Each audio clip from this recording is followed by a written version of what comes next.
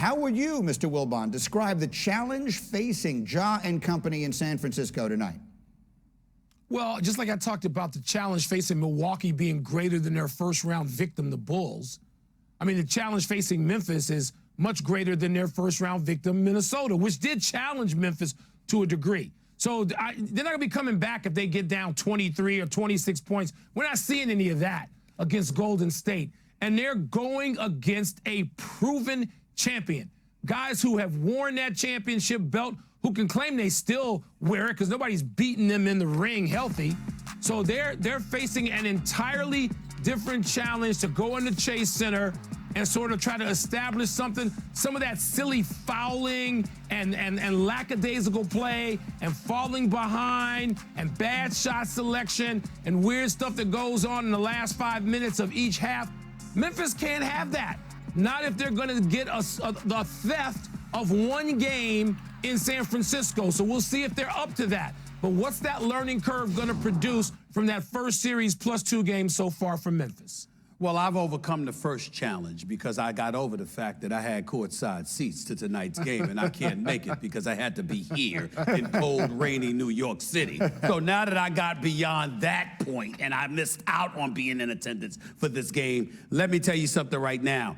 Even though Memphis has a challenge, even though they have a challenge, especially with Desmond Bane doing virtually nothing. I mean, there's an APB. I gave an APB out for Spencer Dinwiddie the other night. It's only fair that I put one out for Desmond Bane. Where the hell are you? Averages 7 points, not shooting anything from the field. We expected a hell of a lot more from Desmond Bane, who Ja Morant thought should have been the comeback player of the year. And a lot of us gave him a vote, by the way, because he is a special player. But he ain't playing like that in this series thus far. But I'm going to tell you who I'm putting out the biggest APB out for, which is why the challenge may not be as immense as we think. If Klay Thompson doesn't show up, that does not help the Golden State Warriors.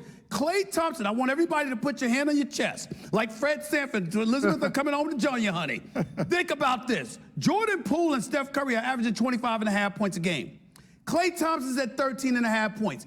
Klay Thompson is shooting 29% from the field and 22% from three-point range. This is one of the greatest shooters in the history of basketball, a 3-time champion that can't find the basket. I don't know what the hell's going on, but it needs to be fixed. And I know how much you love picking the Warriors to win it, Stephen, and Yes. you're exactly right about what you said about Klay, but I'm going to talk about the other side of the ball.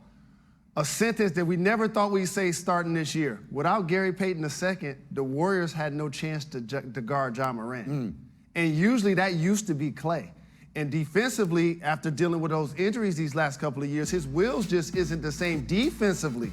So now he's not able to knock down shots offensively because they're making it work on that side. May I say something crazy to Mike Wilbon and Jalen Rose, my brothers? I got to say it. I got to say it. I might be far-fetched here. Let me see Wilbon on that screen.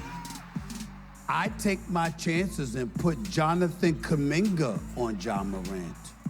I take my chances. I'm with you. Listen, he's got to learn a lot, but this dude plays defense. He's got size, he's got length, he's got athleticism. Maybe that's what you need to sort of neutralize Ja, who's averaging 40.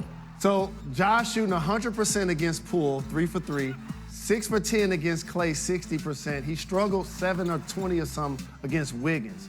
I think Wiggins is going to actually be the guy. And as we talk about the Golden State Warriors, but I know, but to start the game. But as we talk about the Warriors, people forget Andrew Wiggins started in the All-Star game this season. Yeah. Like this season. Look, man, so he made us forget that. Wiggins and Kuminga. Exactly. Those That's two how they guys give are him the ball. critical. Go ahead, Wilby. Michael, go. Critical for Golden State. Wiggins and Kuminga, they're both right. Yep, Those good guys, call. look, Yep. why did Golden State get off to that great start without Klay? Yes, Steph Curry was the MVP of those first 6-8 weeks, whatever it was, but Wiggins and Kuminga and Poole were the ones, Kuminga third in that list, that were critical to that start. They're going to have to come back and pitch in like they did in, say, November, December.